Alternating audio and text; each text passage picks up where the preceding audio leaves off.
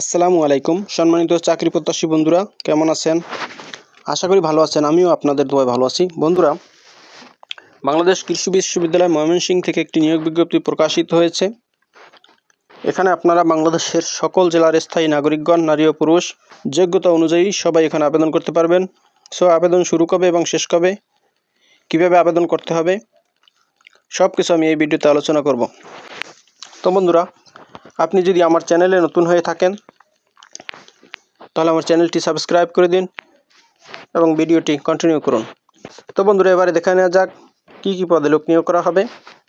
এখানে কৃষি তত্ত্ব বিভাগে সহকারী প্রফেসর পদে একজন লোক নিয়োগ করা হবে।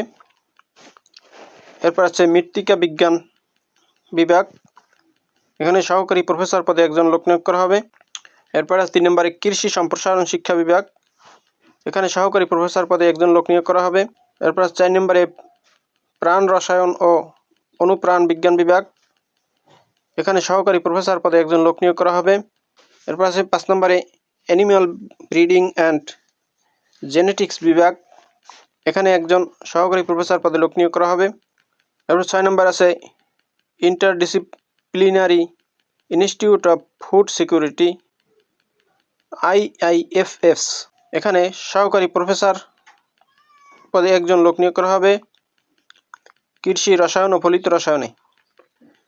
এরপর 7 নম্বর আছে ভাষা বিভাগ, ভাষা বিভাগে লেকচারার পদে একজন লোক নিয়োগ করা হবে। 8 নম্বর আছে সেচ ও পানি ব্যবস্থাপনা বিভাগ, এখানে লেকচারার পদে একজন লোক নিয়োগ করা হবে। এরপর আছে farm structure and environmental engineering বিভাগ, এখানে লেকচারার পদে একজন লোক নিয়োগ করা হবে সিভিল ইঞ্জিনিয়ার।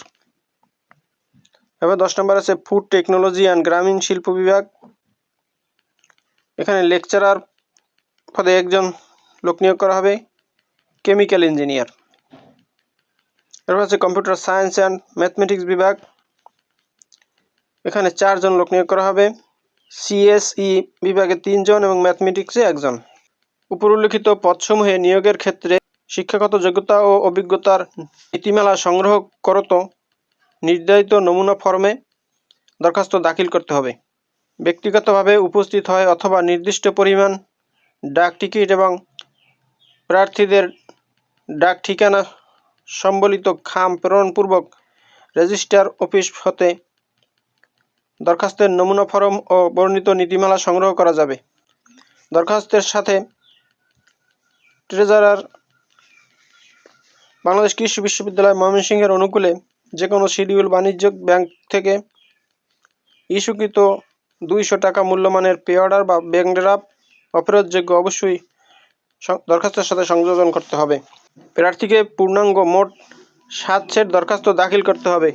দরখাস্তের প্রতিটি সেটের সাথে শিক্ষাগত যোগ্যতার সনদ ও নম্বরপত্র সহ অন্যান্য প্রয়োজনীয় কাগজপত্রের সত্যায়িত কপি সংযোজন করতে হবে।